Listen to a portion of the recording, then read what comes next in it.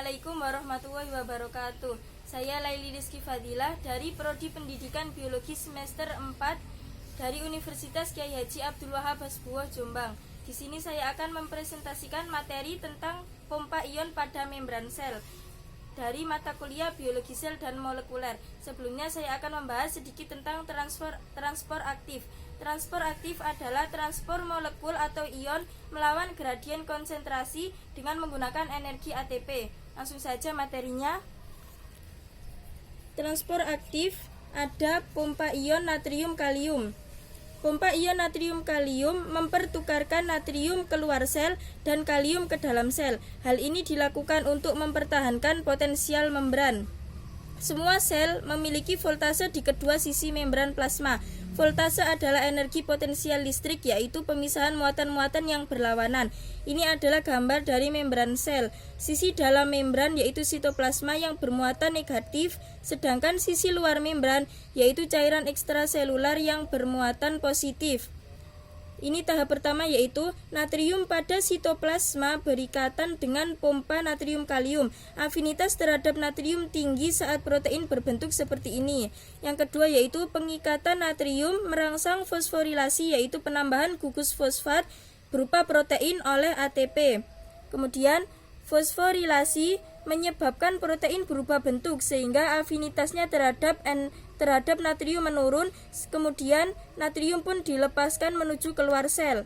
Kemudian bentuk baru protein memiliki afinitas tinggi terhadap kalium yang berikatan ke sisi ekstraseluler dan memicu pelepasan gugus fosfat. Kemudian hilangnya gugus fosfat ini mengembalikan bentuk awal protein yang memiliki afinitas lebih rendah terhadap kalium sehingga kalium pun terlepas menuju ke dalam sel. Kalium dilepaskan, afinitas terhadap natrium tinggi lagi dan siklus ini pun berulang, begitu seterusnya. Pompa ion ini tidak mentranslokasikan satu natrium untuk satu kalium, melainkan memompa 3 ion natrium keluar sel untuk setiap 2 ion kalium yang dipompakan ke dalam sel. Setiap satu pemompaan terdapat transfer satu muatan positif dari sitoplasma ke cairan ekstraseluler. Proses yang menyimpan energi sebagai voltase ini dinamakan pompa elektrogenik.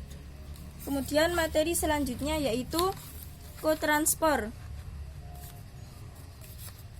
Kotransport adalah transport serentak oleh protein membran.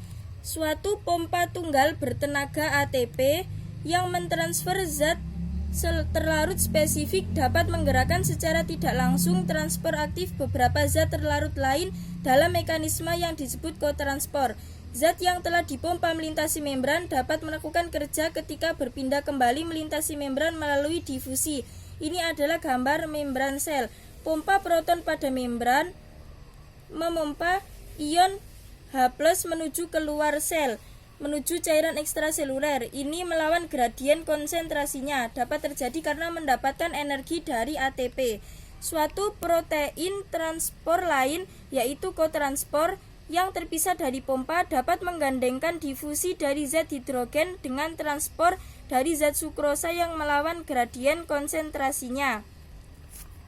Protein ini dapat mentranslokasi sukrosa ke dalam sel melawan gradien konsentrasi, namun hanya jika molekul sukrosa bergeraknya dibarengi oleh difusi H+.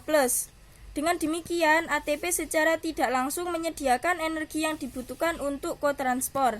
Sekian presentasi dari saya, bila ada kurangnya mohon maaf. Wassalamualaikum warahmatullahi wabarakatuh.